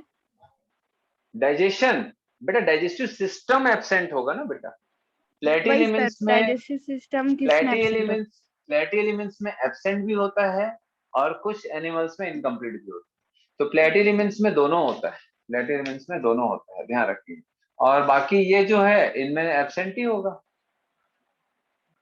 समझ आया? इनमें तो एब्सेंट ही होगा आप, क्योंकि उसमें और उसमें अगर डाइजेस्टिव सिस्टम वाला वर्ड ही लाना बेकार है। क्यों? क्योंकि इसमें तो ऑर्गेन ही नहीं होते, तो टिश्यू लेवल के, तो ऑर्गेन तो वर्ड ला ही नहीं सकते आप। इसलिए एनसीईआरटी में इसको एज ए एब्सेंट नहीं बोलते हैं, इसीलिए as a absent word use नहीं करते हैं डाइजेस्टिव। प्लेटिहेल्मिन्थेस में दोनों कैसे होता है? बेटा जो इंटेस्टाइनल पैरासाइट होता है ना, जैसे टेपवर्म वगैरह है, तो उसमें एब्सेंट होता है क्योंकि डायरेक्टली डाइजेस्टेड फूड को एब्जॉर्ब करते हैं, इसलिए उसमें एब्सेंट होता है, ठीक है। सिस्टम एब्सेंट होता है जो फूड को डाइजेस्ट सर वो करता क्या है। जरूरत करता ही है नहीं वैसे? है। सर वो कुछ इफेक्ट करता है क्या? बेटा पेट के कीड़े बोलते हैं, आप लोग सुने नहीं हो कभी? ये सर सुने हैं। सर तो सुने, उसकी दवा भी देते हैं। क्रीमी ईलिया सोलियम नहीं सुने हो? स्कूल में आप लोगों के उसमें नहीं रहता क्या, लेबोरेटरी में बायोलॉजी? ऐसा कहे नहीं है। सर गए नहीं कभी। हाँ सर गए बंद चलो पड़ा है। आप बेचारे क्या कर रहे हैं। बड़ा दिक्कत है लेकिन यार, मतलब आप लोग के मतलब स्कूल देखते हैं तो ऑर्गेन का मतलब आप लोगों को समझ आ गया होगा। तो ये लोग ऑर्गेन लेवल के नहीं है। फ्लैटी एलिमेंट्स में इनकम्प्लीट होता है, जो पैरासिटिक है, लेकिन जो इंटेस्टाइनल पैरासिटिक होते हैं उनमें एब्सेंट होता है। और बाकी सब में तो कहाँ से कहाँ चालू होगा कंप्लीशन, यहाँ से आपको एस नेमेटोडर से लेकर के कॉरिडोर तक के कंप्लीट ऐसे सिस्टम मिलेगा। चलो हो गया ये। देन उसके बाद देखते हैं बेटा सर्कुलेटरी सिस्टम। ठीक है, देन उसके बाद देखेंगे सर्कुलेटरी सिस्टम। तो मैं इसीलिए इसको नहीं मिटाया हूँ क्योंकि यहीं से डायरेक्टली अपन याद कर लेते हैं इनकी बात में। अब देखते हैं circulatory system. What is circulatory system, why it is form. Circulatory system क्या होता है? आप में से बहुत सारे लोग पढ़ चुके हो मेरे से, बहुत सारे लोग नहीं पढ़े हैं। अब बहुत सारे लोग जो नहीं पढ़े हैं, ऐसा नहीं है कि सर उससे बहुत लेना देना है कि नहीं, उससे लेना देना नहीं है, जबकि वो चैप्टर बहुत आखिरी में है, ये काफी पहले है। वैसे मैं आपको बता दूं, ये अभी फर्स्ट टर्म सेकंड टर्म हो रहा है आप लोगों का, इसीलिए मैं ऐसा पैटर्न चेंज किया हूँ। वरना मेरा जो पैटर्न रहता था पूरा ह्यूमन फिजियोलॉजी पहले, देन उसके बाद पहले शुरुआत के चैप्टर में बताता था, तो काफी चीजें आसान रहती है। तो अभी एग्जाम पॉइंट ऑफ व्यू से बस ऐसा पैटर्न चेंज कर रहा हूँ मैं। देन उसके बाद देखेंगे सर्कुलेटरी सिस्टम। ये सर्कुलेटरी सिस्टम क्या होता है बेटा? जैसे हमारा ब्लड वास्कुलर सिस्टम है, हमारी बॉडी में जो भी, जैसे हम ऑक्सीजन लेते हैं उसको बॉडी के हर एक सेल तक पहुंचाना। हम जैसे न्यूट्रिशन लेते हैं, जैसे glucose, amino acid, vitamin, minerals, water ले रहे हैं, तो उसको पूरे बॉडी में, मतलब हम खा रहे हैं पी रहे हैं, हमारे स्टमक में इंटेस्टाइन में जा रहा है, वहां से पूरे बॉडी में उस न्यूट्रिशन को सर्कुलेट करने का काम किसका होता है? ब्लड का है। और भी बहुत सारे मैंने फंक्शन बताया था, एक्सक्रीटरी मटेरियल को एक से दूसरी जगह पहुंचाना, ठीक है, और इम्यूनिटी, ये वो दुनियादारी बहुत सारे मैंने बताया था, मैं यहाँ पर डिस्कस किया। तो सर्कुलेटरी सिस्टम क्या होता है? दो टाइप का होता है, एक ओपन सर्कुलेटरी सिस्टम होता है और एक क्लोज्ड सर्कुलेटरी सिस्टम होता है। अब ये ओपन क्या होता है और क्लोज्ड क्या होता है, पहले अपन क्लोज्ड समझते हैं। तो हमारा जो बॉडी का जो सर्कुलेटरी सिस्टम है, they are closed type, they are closed type.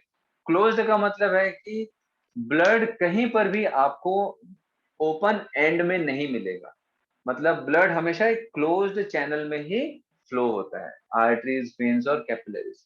ये समझ आ रहा है कि नहीं? Yes yes sir. Yes closed circular system का कॉन्सेप्ट समझ आ रहा है कि नहीं? Yes sir. तो क्लोज का मतलब हुआ भाई, जैसे ये हार्ट है, ठीक है, यहां से ऐसा ये ब्लड वेसल निकला, ये पूरे बॉडी में गया, बॉडी में भी ऐसा क्लोज सर्कुलेटरी सिस्टम रहेगा, मतलब क्लोज चैनल में रहेगा, ये वापस आएगा ऐसा, ठीक है। तो ये क्या है? ये ब्लड वेसल है, ठीक है, और ये क्या है? ये ब्लड है। तो ये ब्लड ऐसा फ्लो हो रहा है आर्टरीज, वेन्स, कैपिलरीज के थ्रू, एंड वेन्स के थ्रू वापस यहाँ हार्ट में आ जा रहा है, फिर हार्ट में इनर चैम्बर, फिर से वो ब्लड वेसल में जाएगा। तो ब्लड वेसल, आर्टरीज, वेन्स और कैपिलरीज क्लोज्ड चैम्बर होता है जिसके अंदर ब्लड फ्लो होता है। जैसे कि बेटा आप लोग जो है, आप लोगों के घर में जो भी टंकी से पानी आता है वो सब क्लोज्ड वेसल में आता है। हाँ, एक जगह नल खोलते हो फिर पानी नीचे गिरता है, लेकिन हमारे बॉडी में ऐसा कहीं पर भी ऐसा नल वल नहीं है। ऐसा नहीं कि किसी को ब्लड देना है, ऐसा फिर ब्लड चाहिए क्या, रूटे नल खोलता है ऐसा, यहाँ से खोले ले भाई ब्लड, ऐसा अपन ऐसा नहीं कर सकते क्योंकि पूरा कंप्लीट जो सिस्टम है हमारा क्लोज्ड है, ठीक है। लेकिन इसका ये मतलब हो गया कि ब्लड फ्लो होता है एक क्लोज्ड वेसल में, ब्लड फ्लो होता है एक क्लोज्ड वेसल में। ले ओपन सर्कुलेटरी सिस्टम क्या होता है कि ब्लड फ्लो होगा, blood flow in open cavity, open body cavity, ठीक है। तो जो बॉडी की कैविटी है, जैसे फॉर एग्जांपल कोई एक बॉडी है, जैसे ये कॉकरोच का मान लो, ठीक है, ये कॉकरोच का मान लो, ठीक है, तो ये बहुत सारे, ये कॉकरोच है ऐसा, ठीक है, ये कॉकरोच जैसा नहीं दिख रहा है वो अलग बात, नहीं सर ठीक है। ठीक है, दिख रहा है क्या? मेरा यस डायग्राम सर। बहुत ही बेहुदा रहता है। तो ये कॉकरोच है मान के चलो, ठीक है। तो कॉकरोच में जो ब्लड फ्लो होगा वो किसी भी इस तरीके से आर्टरी, वेन्स या कैपिलरी में नहीं होगा, वो उसकी बॉडी के अंदर होगा। तो इमेजिन करो कि जैसे हमारा जो बॉडी है ना, हमारा जो बॉडी है, जैसे फॉर एग्जांपल हमारे लिवर को, किडनी सब लोग बहुत अच्छे से जानते हैं, किडनी करके। तो हमारे किडनी में जो ब्लड जा रहा है वो एक क्लोज्ड वेसल के थ्रू जा रहा है, ब्लड के थ्रू किडनी को ब्लड मिल रहा है, आर्टरी के थ्रू, वेन के थ्रू किडनी को ब्लड मिल रहा है। लेकिन इमेजिन करो कि ब्लड बॉडी के अंदर ऐसे ही ओपनली फ्लो हो रहा है, ठीक है। तो जैसे मैं ऐसे खड़ा हूं, तो मान के चलो कि ब्लड अब नीचे की तरफ आ गया और सारे ऑर्गन उसमें डूब गए। इमेजिन कर पा, सारे ऑर्गन उसमें डूब यस गए, सर। ठीक है। अब मुझे इधर ब्लड चाहिए तो मैं थोड़ा सा ऐसा उल्टा हो जाऊंगा, तो सारे इधर के ऊपर वाले ऑर्गन ऐसे उल्टा हो गया तो उसमें डूब जाएंगे। अगर मैं ऐसे सोया हूँ बीच में, मतलब ऐसा नॉर्मली सोया हूँ पलंग में, तो पूरा हेड टू टेल ब्लड ऐसा सारे ऑर्गन जो रहेंगे ब्लड में डूबे हुए रहेंगे। तो इसीलिए बोला जाता है कि organs are bathed in blood, क्योंकि सारे ऑर्गन के आसपास क्या मिलेंगे बेटा, ब्लड मिलेगा। समझ आया बात। तो उस टाइप का यस सिस्टम को अपन क्या सर। बोलते हैं, ओपन सर्कुलर सिस्टम बोलते हैं। हाँ, इसमें ये एक अलग बात है कि इसमें छोटे छोटे चैनल्स होते हैं, हार्ट जैसा स्ट्रक्चर होता है, बट पूरा ब्लड क्लोज्ड चैम्बर में ओपन क्लोज्ड चैनल में फ्लो नहीं करता है, ओपनली वो फ्लो होते रहता है। और हार्ट भी होता है जो उसको नीचे से ऊपर, ऊपर से नीचे जो भी फ्लूइड है, बॉडी का फ्लूइड है, उसको सर्कुलेशन में हेल्प कर रहा है। जैसे हार्ट ब्लड को पंप करता है, वैसे ही यहाँ भी हार्ट रहेगा, या हार्ट जैसा स्ट्रक्चर रहेगा जो ब्लड को पंप करेगा, और वो पूरा ऊपर नीचे होता रहेगा, लेकिन विथआउट ब्लड वेसल। ठीक है, समझ आ रहा है बात कि नहीं समझ आ रहा है ना। तो अब बात ये आती है Yes, कि sir. कौन कौन से हैं। अब ये बहुत इंपॉर्टेंट है, नीट में ये काफी आता है, नीट में ये काफी आता है, ठीक है। कि सर्कुलर सिस्टम क्लोज्ड किस में होगा, तो ध्यान रखेंगे Annelida, arthro, Annelida and Chordata, Annelida and Chordata. और हम किस में आते हैं, एनालिडा में आते हैं कि कॉर्डेटा में आते हैं? Chordata. इसके बाद मैं यहाँ Chordata. लिख देता हूँ, यहाँ पे लिखूंगा तो गलत हो जाएगा, है ना। हम लोग किस में आते हैं, कॉर्डेटा में आते हैं। तो ये एक, इस पूरे में से एनालिडा और उधर कॉर्डेटा को छोड़ के बाकी सब ओपन सर्विस सिस्टम। तो भाई सीधी सी बात है, सर्कुलेटरी सिस्टम की अगर मैं बात करूं तो भैया सिस्टम होता है किसके पास, यहाँ से नीचे ही होगा, Organ लेकिन system इसमें level. organ system. है ना। तो यहाँ पर भी ना आपको ध्यान रखना है, ओपन किसमें होगा, मॉलस्का, मोलस्का एंड आर्थ्रोपोडा में। बहुत इंपॉर्टेंट है, ध्यान रखना, Mollusca and arthropoda and Mollusca, arthropoda and Mollusca. समझ आया, आर्थ्रोपोडा एंड मोलस्का, इन दोनों में आपको ओपन सर्कुलेटरी सिस्टम मिलेगा, ठीक है, ओपन सर्कुलेटरी सिस्टम, ठीक है। इसमें क्लोज सर्कुलेटरी सिस्टम। क्लियर है सर बेटा, ये बहुत निमेटोडा इंपॉर्टेंट। में भी ओपन होगा ना? हाँ बेटा, निमेटोडा में निमेट नहीं मिलता बेटा, उसमें भी ओपन ही टाइप का रहेगा, ठीक है। लेकिन यस उसमें ब्लड नहीं होता है, उसमें ब्लड जैसा चीज नहीं होती है, ठीक है। उसमें ब्लड जैसा चीज नहीं होता है, इसीलिए हम लोग इसको इंक्लूड नहीं करते। तो एक बस जितना बताया उतना ध्यान रखना, है ना। ये ब्लड सर्कुलेटरी सिस्टम है एक्चुअल में, तो ओपन एंड क्लोज। तो ओपन आर्थ्रोपोडा एंड मोलस्का, इसमें ब्लड होगा, है ना, लेकिन क्लोज चैम्बर में नहीं होगा। और ये एनालिडा एंड कॉर्डेटा, इसको इंक्लूड मत करना, है ना, नहीं तो कंफ्यूज हो जाओगे। सर इसको इंक्लूड नहीं करना। हाँ सर बोल। और सब फाइलम में नहीं होता है? सर बुक नहीं में तो नहीं होता है। एब्सेंट और प्रेजेंट के बेसिस पे दिया है। क्या बेटा, बुक में तो एब्सेंट और प्रेजेंट के बेसिस पे दिया है absence and, circulatory, absent and present के बेसिस पे दिया सर्कुलेटरी सिस्टम बुक में। हाँ तो बेटा सर्कुलर सिस्टम वही है ना बेटा। एब्सेंट का मतलब उसमें आर्टरीज, वेन्स, कैपिलरीज नहीं होती हैं, ठीक है। Arteries, veins, yes sir. Capillaries नहीं होती है, इसीलिए ऐसा होता है, ठीक है। और क्लोज्ड वाले में आर्टरीज, वेन्स, कैपिलरीज होती हैं। मेनली ओपन क्लोज का मतलब वही होता है, ठीक है। क्लोज चैम्बर, क्लोज चैनल और विथआउट क्लोज चैनल, ठीक है। आगे देखेंगे जब मैं आप लोगों को ये कॉकरोच पढ़ाऊंगा। वैसे आप लोगों के सिलेबस से हट गया है अभी फर्स्ट टर्म में।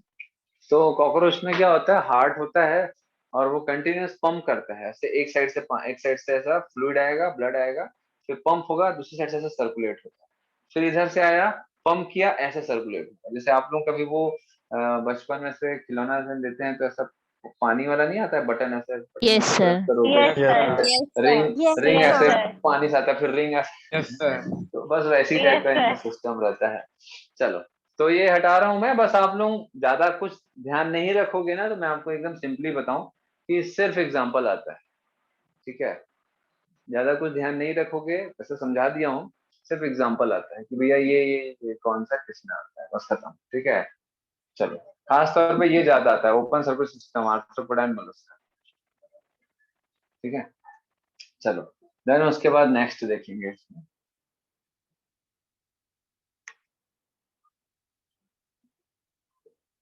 देखो, ये जो बेसिक्स है ना क्लासिफिकेशन के, ये सबसे ज्यादा इंपॉर्टेंट है, ये अच्छे से समझ गए, याद रहा अगर, तो बाकी जो है वो सिर्फ पढ़ोगे, ठीक है। और अगर 10 लाइन लिखी है, 10 में से दो ही तीन लाइन जो रहता है वो उसके स्पेसिफिक फीचर होंगे, बाकी सब कॉमन रहता है, ठीक है, बाकी सब जो मैं बता रहा हूँ वही वही कॉमन रहता है। देन उसके बाद sir. आपके में आता है सिमेट्री, उसके बाद आता है सिमेट्री। अब ये सिमेट्री क्या होता है, तो सिमेट्री जो रहता है ये आपका एसिमेट्री होता है, एसिमेट्री, रेडियल सिमेट्री,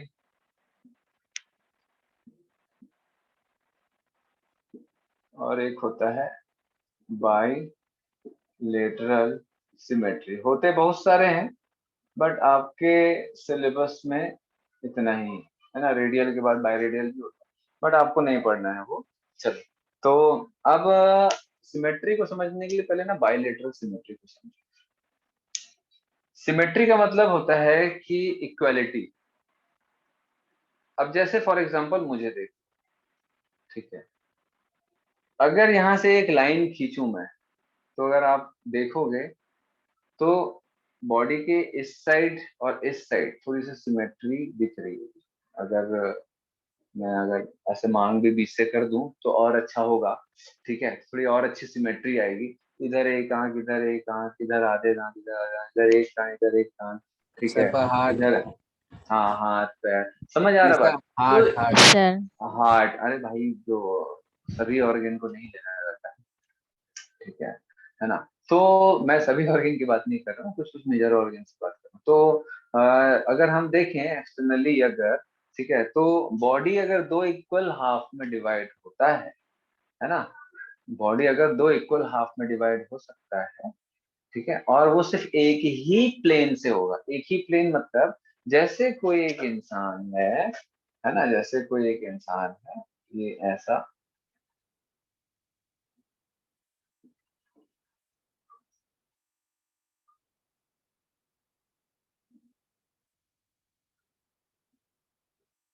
ठीक है, दिख रहा है ये, ठीक है। Yes, sir. Yes, तो sir. अगर इसको Yes. हमको दो इक्वल हाफ में डिवाइड करना है, तो मैं इसको पहला इस एंगल से काटूंगा, इसके बिल्कुल सर के बीचों बीच ऐसा, या इसको मैं इस एंगल से ऐसा कट करूंगा, पहला या दूसरा, किसमें आपको इक्वालिटी, सिमेट्री, Sir, पहले में. फर्स्ट। ऐसे या ऐसे, Sir, एकदम दूसरे दूसरे वाला. के बीच.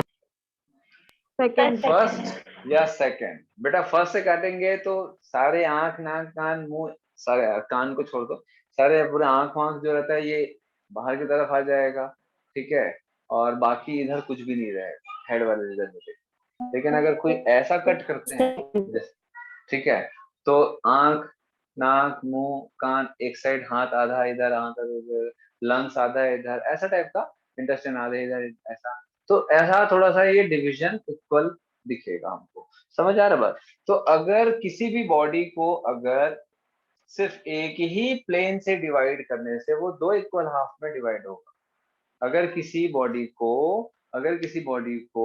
एक ही प्लेन का मतलब होता है एक ही तरीके से, अगर हम उसको टॉप टू बॉटम, इसको मैं टॉप ले रहा हूँ, इसको मैं बॉटम ले रहा हूँ, ठीक है, और ये होता है जैसे नाभि होता है ना हमारा, ठीक है, Yes, sir. नाभि होता है उसको, है ना, तो ये उसका सेंटर Yes, sir. एक्सिस हो गया, है ना, इसका सेंटर एक्सिस हो गया, सेंटर एक्सिस समझते हो ना आप लोग, बॉडी का जो बिल्कुल बीच का पार्ट होता है ना। आप लोग फिजिक्स में पढ़ोगे सेंटर एक्सिस क्या होता है, ठीक है। जैसे ये मान के चलो कोई एक स्फीयर है, ठीक है, तो इसका सेंटर एक्सिस कहाँ पर होगा, बिल्कुल बीचों बीच, आउटर में नहीं, ये पूरे स्फीयर का बिल्कुल बीचों बीच उसका सेंटर ऑफ एक्सिस होता है, ठीक है। तो ये सेंट्रल एक्सिस जो रहता है, तो किसी भी बॉडी को अगर हम टॉप टू बॉटम ऐसा एक लाइन पास कराएंगे, और वो लाइन टॉप टू बॉटम के साथ में कहां से पास होनी चाहिए, उसके सेंटर एक्सिस से पास होनी चाहिए। और ऐसा लाइन क्रॉस करने के बाद अगर बॉडी दो इक्वल हाफ में डिवाइड हो रहा है, और वो जो लाइन है वो सिर्फ एक ही लाइन हो जिससे दो इक्वल हाफ में डिवाइड हो रहा है, मतलब अगर इसको मैं दो इक्वल हाफ में डिवाइड करने के लिए अगर मैं इसको ऐसा इस तरीके से काटूंगा, तो ये दो इक्वल हाफ में डिवाइड नहीं होगा। भले मैं top to bottom centre axis से गुजारूंगा, बट फिर भी ये दो इक्वल हाफ में डिवाइड नहीं होगा। तो एक ही प्लेन, एक ही तरीके से अगर मैं इसको कट करूंगा इसकी बॉडी को, और दो इक्वल हाफ में इसको डिवाइड कर पाऊंगा, तो इस टाइप की सिमेट्री को हम क्या बोलेंगे, बाइलेटरल। बाइलेटरल। समझ आ रहा बात। लेकिन अगर मैं मान के चलो कि मेरे पास ये एक बॉडी है, इस बॉडी को मैं क्या करूंगा, ये टॉप है, ये बॉटम है, ठीक है, और ये इसका बीच का सेंटर पॉइंट है, ये सेंटर एक्सिस है, ठीक है। दिख रहा है आप लोगों को थोड़ा सा काला काला, यस सर, थोड़ा बड़ा, यस सर। ये इसका सेंटर एक्सिस दिख रहा है ना, ये, हाँ चलो। यस सर, तो ये इसका सेंटर एक्सिस है। तो अब अगर मैं इस बॉडी को दो इक्वल हाफ में डिवाइड करूंगा, दो इक्वल हाफ में मुझे डिवाइड करना है, तो मैं इस बॉडी को मैं ऐसे करूंगा तो भी दो इक्वल हाफ में डिवाइड हो जाएगा, यस ऐसे सर, काटूंगा टॉप टू बॉटम ना, हमेशा जो लाइन ऑफ एंगल लाइन है वो हमेशा टॉप टू बॉटम पास होना चाहिए, कहां से, सेंटर एक्सिस से होते हुए। तो मैं ये टॉप टू बॉटम ऐसा करूंगा सेंटर एक्सिस होते हुए, तो ये दो इक्वल हाफ में डिवाइड हो जाएगा, बिल्कुल हो जाएगा, आराम से दिख रहा है। ऐसे करूंगा तो भी, यस सर। तिरछा तिरछा काटूंगा तो भी, ऐसे तिरछा काटूंगा तो भी। लेकिन अगर मैं इसको ऐसा, ठीक है, ऐसा काटूंगा ट्रांसवर्स, अगर ट्रांसवर्स काटूंगा इसको, तो दो इक्वल हाफ में डिवाइड नहीं होगा, इधर कैप आ जाएगा, इधर नॉन कैप वाला रीजन आ जाएगा। तो ये ऐसा मैं नहीं काट सकता, भले मैं इसके सेंटर एक्सिस से ही गुजार रहा हूँ, ये लाइन ऑफ जो लाइन है, कटिंग लाइन, ठीक है, तो ये दो इक्वल हाफ में डिवाइड नहीं होगा। तो ऐसा सिमेट्री जो किसी भी प्लेन से, इस प्लेन से, इस प्लेन से, इस प्लेन से, इस किसी भी प्लेन से अगर मैं इसको टॉप टू बॉटम, है ना, passing the line from centre axis, अगर मैं इसको दो इक्वल हाफ में डिवाइड कर पाता हूँ, तो इस टाइप की सिमेट्री को हम क्या बोलते हैं, रेडियल सिमेट्री बोलते हैं। समझ आ रहा है बात कि नहीं समझ आ रहा है? आप लोगों के बुक में ना एक एग्जांपल है, पेज नंबर 47, एक बार आप लोग देखो। Yes sir. दिख रहा है रेडियल सिमेट्री? यस सर, उसका एग्जांपल कौन सा है वो, रेडियल सिमेट्री? ये जो एनिमल है वो कौन सा है पता है? 4.1, फिगर 4.1। ऑक्टोपस। हाइड्रा। ऑक्टोपस नहीं है बेटा, हाइड्रा है वो। हाइड्रा जो होता है वो फाइलम सिलेंट्रेटा में आता है। Hydra is included under phylum Coelenterata, ठीक है। अभी इसमें नहीं लिखा है, आगे लिखा हुआ है, ठीक है, जब फाइलम पढ़ेंगे तब। सिलेंट्रेटा में आता है हाइड्रा। तो रेडियल सिमेट्री किसमें किसमें मिलेगा? रेडियल सिमेट्री आपको मिलेगा सिलेंट्रेटा और टीनोफोरा में, एंड इकाइनोडर्मेटा में। तीन एग्जांपल। हाँ बोलो बेटा। सर रेडियल और बायोलेटरल में दोनों में हमेशा टॉप टू बॉटम ही डिवाइड करेंगे।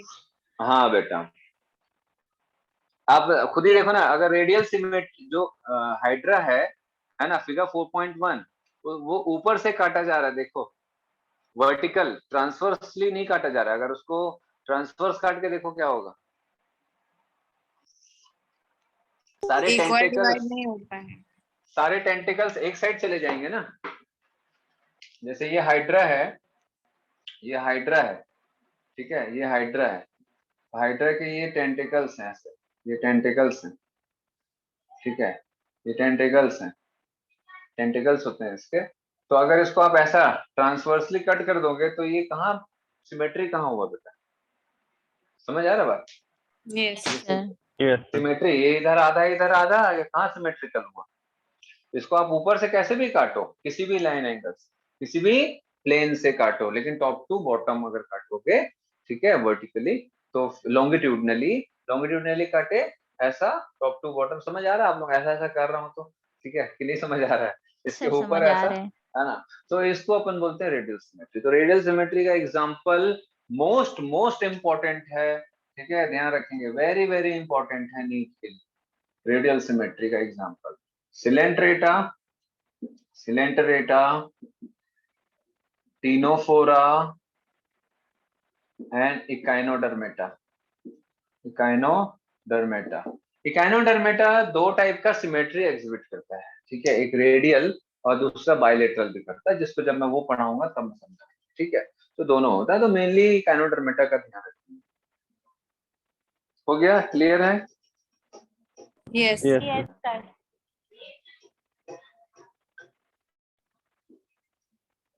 बाकी सब किस में आएंगे? बाकी सब बायलेटरल, Asymmetry. ठीक है, बाकी सब बायलेटरल सिमेट्री में आएंगे। दूसरा कि पॉरीफेरा किस में आता है? एसिमेट्री। मोस्टली पॉरीफेरा जो रहता है वो एसिमेट्रिकल, मोस्टली पॉरीफेरा जो होता है वो एसिमेट्रिकल होता है, ठीक है। अब एसिमेट्री मतलब कहीं से भी काटो उसको, ऊपर से नीचे, ऐसे काटो कहीं से भी काटोगे तो सिमेट्रिकली आपको नहीं मिलेगी, ठीक है, दो इक्वल हाफ सिमेट्रिकल आपको नहीं मिलेगी। तो इस टाइप का जो बॉडी होता है उसको एसिमेट्रिकल बॉडी कहा जाता है। समझ आया बात कि नहीं? Yes. Yes, sir. चलो, आसान है। Yes sir. Yes, sir. चलिए, गुड। अब देखते हैं बेटा डिप्लोब्लास्टिक एंड ट्रिप्लोब्लास्टिक।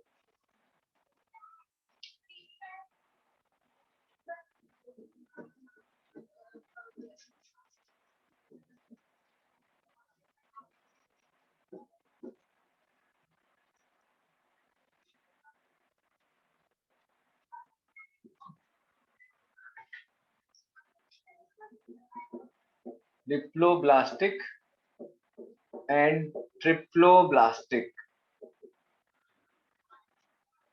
आप लोग थोड़ा सा रिकॉर्डिंग का ध्यान रखा करो, कभी कभी भूल जाता है ना।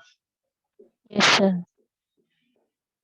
एक भी क्लास रिकॉर्ड नहीं हुआ तो कई बार कुछ बच्चे जो है नेटवर्क इशू के कारण या कभी बाहर जाना पड़े या कुछ इमरजेंसी के कारण नहीं आ पाते हैं, तो उनके लिए बहुत नुकसान हो जाएगा, है ना। और मैं जैसा अभी पढ़ा रहा हूँ ना बेटा, अगर मैं आपको कल पढ़ाऊंगा तो मैं सेम नहीं पढ़ा पाऊंगा, है ना, हर बार अलग अलग हो जाता है थोड़ा सा।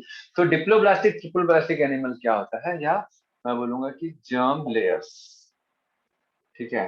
अब देखो बेटा, एक छोटा सा आप लोगों को मैं एक कहानी बताता हूँ कि हमारी पूरी बॉडी एक सेल से बना है। वो सेल का नाम क्या है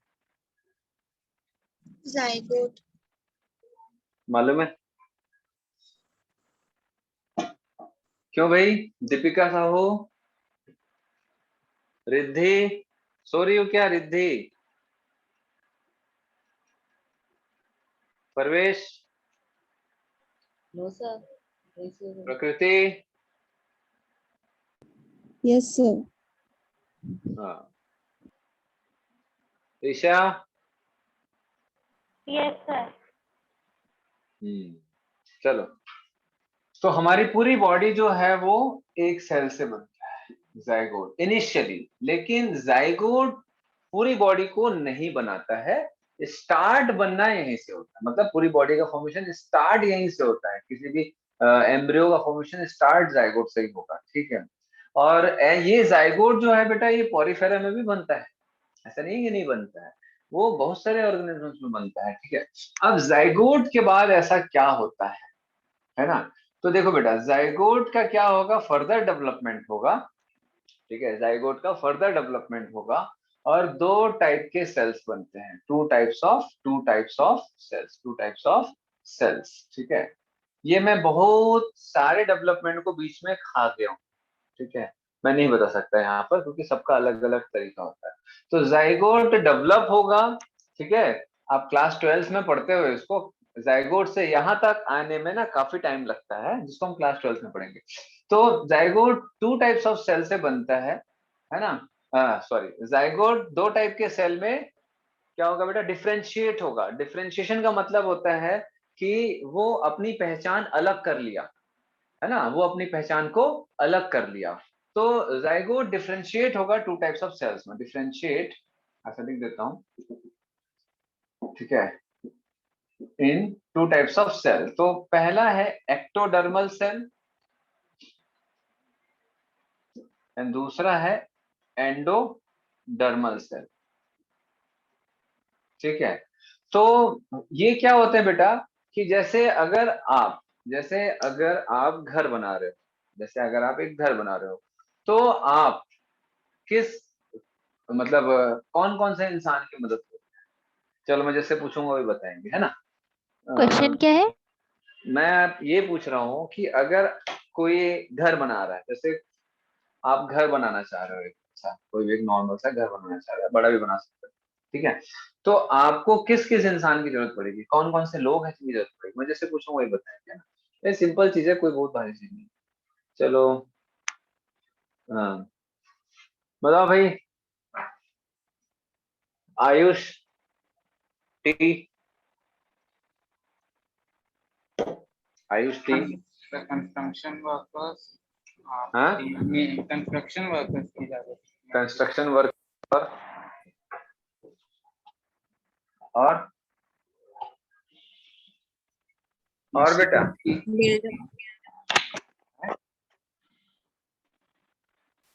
आपकी आवाज नहीं है। चलो आयुष पाठक बताओ,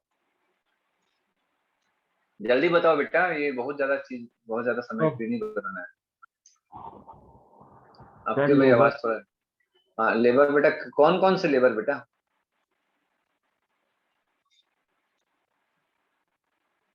Chinu,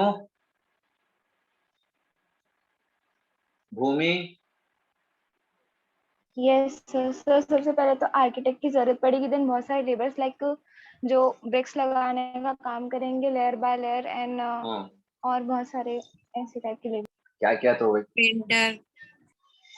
yes sir, painter and हाँ भाई, जो स्ट्रक्चर पहले खड़ा करेगा, फिर उसके बाद प्लम्बर की जरूरत पड़ेगी, ठीक है, जो नल वल फिटिंग करेंगे, देन इलेक्ट्रिशियन की जरूरत पड़ेगी, जो बिजली फिटिंग करेंगे, तार वार लगाएंगे, देन उसके बाद पेंटर की जरूरत पड़ेगी, जो पेंटिंग वेंटिंग करेंगे, समझ आ रहा है? देन किचन विचन का काम करेंगे, वो तो प्लम्बर हो ही गया। देन उसके बाद सर वीडियो ऑफ हो गया। हाँ,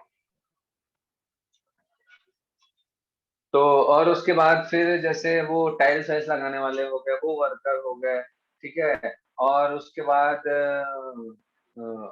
फर्नीचर अगर बनवा रहे हैं तो हाँ, फर्नीचर वाले जो कारपेंटर की जरूरत पड़ गई। तो इस टाइप के हमको बहुत सारे अलग अलग लोगों को क्या करना पड़ेगा, ठेका देना पड़ेगा, ठीक है। हम क्या करेंगे, जो कंस्ट्रक्शन वाले जो ठेकेदार है, उनको बोलेंगे भैया मेरे को पूरा घर बना के दे, ईटा रेत सीमेंट वगैरह सब तू ले ले और सब बना के दे, है ना। इलेक्ट्रिशियन को बोलेंगे इतना पैसा ले तू, ये पूरा काम करके दे, ठीक है। कारपेंटर को बोलेंगे पूरा फर्नीचर बना दे। पेंटर को बोलेंगे भैया ये पूरे कमरे में ये ऐसा ऐसा पेंटिंग होना चाहिए, इलेक्ट्रिसिटी ऐसा ऐसा लगना चाहिए। तो ये क्या अलग अलग लोगों को अलग अलग काम दिए और एक कंप्लीट घर बनता है, इसमें बहुत सारे लोगों की जरूरत पड़ती है, ठीक है। तो वैसे ही हमारी बॉडी में एक ही सेल से पूरे बॉडी के ऑर्गन्स नहीं बनते, एक सेल से हमारी पूरे बॉडी के ऑर्गन्स नहीं बनते हैं। तो हमारे ऑर्गन्स को बनाने के लिए ऐसे ही कुछ कैटेगरीज को अपॉइंट किया जाता है, कुछ टाइप ऑफ सेल्स को अपॉइंट किया जाता है, कि उनको ठेका दे दिया जाता है कि भैया तू ये बना, तू लंग बना, तू लीवर बना, तू ब्रेन बना, तू आंख बना, तू स्टमक बना, तू स्किन बना, तू हड्डी को बना, तू ब्लड बनाएगा। तो ये कुछ कुछ सेल्स को ऐसे ठेका दे दिया जाता है, इनिशियली शुरुआत में ही देंगे, बाद में थोड़ी ना देंगे। तो वैसे ही क्या होता है, जाइगोट के बाद जाइगोट जो रहता है मल्टीप्लाई हो करके कुछ सेल्स में डिफरेंशिएट होता है। तो सबसे पहले 2 टाइप के सेल में डिफरेंशिएट होगा, एक एक्टोडर्मल सेल और एक एंडोडर्मल सेल। फिर इन दोनों के साथ में फिर एक और टाइप का सेल इन दोनों के बीच में पैदा होता है, बोलेंगे सीधा मेसोडर्मल सेल। मेसो मतलब बीच में, है ना। एक्टो मतलब होता है बाहर, एंडो का मतलब होता है अंदर, और मेसो का मतलब होता है बीच में, ठीक है। तो ये कुछ सेल्स हैं। तो हमारे बॉडी का पूरे ऑर्गन्स का फॉर्मेशन इन 3 टाइप के सेल के हाथ में रहता है। तो जैसे फॉर एग्जांपल एक्टोडर्मल सेल हमारा नर्वस सिस्टम बना रहा है, ब्रेन, स्पाइनल कॉर्ड, ये सब बनाने में हमारी हेल्प कर रहा है। मेसोडर्मल सेल हमारा बोन बना रहा है, मसल्स बना रहे हैं, ठीक है। ये एंडोडर्मल सेल हमारे इंटेस्टाइन बना रहे हैं। तो ऐसे अलग अलग ऑर्गेन्स का इन लोग ठेका ले लेते हैं और ये लोग क्या करते हैं, अलग अलग ऑर्गेन्स का फॉर्मेशन करते हैं, ठीक है। लेकिन शुरुआत में बना पहले कौन सा सेल? उसके बाद वो कितना सेल में डिफरेंशिएट हुआ? मेनली ऑर्गेन जाइगोट नहीं बनाता है, ऑर्गेन्स का फॉर्मेशन, टिश्यू का फॉर्मेशन ये 3 टाइप के सेल करते हैं। लेकिन तीनों सेल एक साथ नहीं बनते। पहले कौन सा सेल बनेगा भैया? जाइगोट से 2 टाइप के, एक्टोडर्मल और एंडोडर्मल सेल्स, ठीक है। तो ऐसे ऑर्गेनिज्म जिसमें सिर्फ 2 ही टाइप के सेल पूरे बॉडी का फॉर्मेशन करते हैं उनको डिप्लोब्लास्टिक एनिमल बोलते हैं। समझ आ रहा बात? उनको डिप्लोब्लास्टिक एनिमल कहा जाता है। क्लियर है? अब ट्रिप्लोब्लास्टिक क्या होगा? सर एक बार और बताइए ना। सर मतलब डिप्लोब्लास्टिक एक्टोडर्मल सेल्स और एंडोडर्मल सेल्स से एंडोडर्मल ग्रुप सेल, बनेंगे।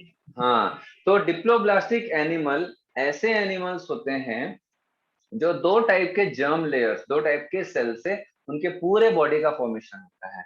तो एक्टोडर्मल सेल और एंडोडर्मल सेल 2 टाइप के सेल से पूरे बॉडी का फॉर्मेशन होता है। तो इस टाइप के ऑर्गेनिज्म को, इस टाइप के एनिमल को हम डिप्लोब्लास्टिक एनिमल बोलते हैं, ठीक है। और ऐसे ऑर्गेनिज्म या ऐसे एनिमल जिसमें 3 टाइप के सेल से पूरे बॉडी के ऑर्गेन्स का फॉर्मेशन होता है, ठीक है, उनको हम लोग ट्रिप्लो का मतलब 3, डिप्लो का मतलब 2, ट्रिप्लोब्लास्टिक एनिमल कहते हैं। समझ आया बात? ठीक है। तो उसमें आपका क्या रहेगा? मेसोडर्मल सेल्स भी होंगे, ठीक है ना, मेसोडर्मल सेल्स भी होंगे। तो शुरुआत में तो डिप्लोब्लास्टिक होगा। तो वही सीधी सी बात है। तो शुरू के जो फाइलम्स वाले एनिमल हैं उसी में से कोई डिप्लोब्लास्टिक होगा, उसके बाद वाले ट्रिप्लोब्लास्टिक होंगे, है? बोलो सही बात है कि नहीं? Yes yes sir. है ना? तो इसमें से किसमें टिश्यू बन रहा है?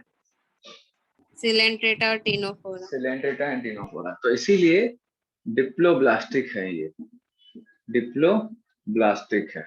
आपके बुक में इसका डिस्क्रिप्शन नहीं दिया है, इसलिए इसको अभी मत याद करो, ठीक है। जितना दिया उतना ही याद रखो। ये डिप्लोब्लास्टिक है और बाकी सब ट्रिप्लोब्लास्टिक है। समझ आया? Yes sir. ठीक है, क्लियर है बेटा? आसान है? Sir Porifera?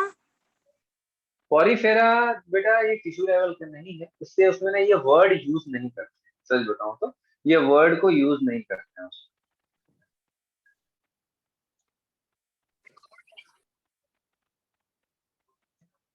होता वहां पर भी है सेल का डिफरेंशिएशन, बट हम वर्ड इसको यूज ही नहीं करते। डिप्लोब्लास्टिक वर्ड पॉलीफेरा में हम लोग यूज नहीं करते। तो बहुत ही लोअर ग्रेड का ऑर्गेनिज्म, ठीक है। चलो, तो आप लोग बुक में बेटा जो डायग्राम देख रहे हो, बुक में एक डायग्राम देखो 4.2, फिगर 4.2 दिख रहा है? Diploblastic triploblastic. Yes yes sir. Yes sir. बाहर एक्टोडर्म है, बाहर वाले जो सेलुलर लेयर है वो सब सेलुलर लेयर है बेटा, सेल है ना। ये जो दिखा है ना, ये सब सेल है, ऐसा है ना सर। हाँ, ये सब सेल है, न्यूक्लियस है बीच बीच में ऐसा। ये एक्टोडर्म है, ठीक है। सर हाँ बोलो। सर ये सेल्स तो ऑर्गन और बॉडी फॉर्मेशन में लग गए, फिर बाद में ये होते हैं कि नहीं? नहीं बेटा, बाद में नहीं होता है, ये एम्ब्रियोनिक स्टेज में होता है। एम्ब्रियोनिक स्टेज क्या होता है? जैसे मान चलो प्रेगनेंसी स्टार्ट हो गई तो वो एम्ब्रियोनिक स्टेज चालू होता है, तो उस समय होता है। फिर ऑर्गन बन गया ना बेटा, ये सब ऑर्गन में चेंज हो गया ना, ये सब ऑर्गन बनाते हैं लोग, ऑर्गन डिफरेंशिएशन करते हैं। ये पड़े नहीं रहते हैं हमारी बॉडी, ये सब चेंज होते हैं आगे चल, ठीक है। ये सब आगे चल के चेंज होते हैं। एक्टोडर्मल सेल जैसे बताया, एक्टोडर्मल सेल जो होते हैं वो किसका ठेका लेंगे? जैसे मैंने बताया नर्वस सिस्टम का, तो ब्रेन, स्पाइनल कॉर्ड, न्यूरॉन्स, ये सब बनाने में ये यूज होता है, ठीक है। यस है ना? जैसे कारपेंटर अब घर बना रहे हैं तो हम 4 टाइप के लोगों को ला के रख दिए, है ना। 4 लोगों को बोलेंगे अब तुम लोग जाओ इतना इतना पैसा लो। मैं बोला जैसे मेरे को 2 करोड़ का घर बनाना है, तो मैं उन लोगों को बोलूंगा चलो ले 2 करोड़ रुपए, जाओ और पूरे घर को बनाओ। है ना, मेरे को कुछ नहीं करना, बस मेरे को गृह प्रवेश करना, तो वो लोग सब कर ले। समझ आ रहा बात? तो वैसे ही होता है। चलो देन आगे देखेंगे बेटा सीलोम, नेक्स्ट क्लास में देखेंगे इसको, यहाँ तक पढ़ के आना। Yes. Yes. Sir Yes, sir.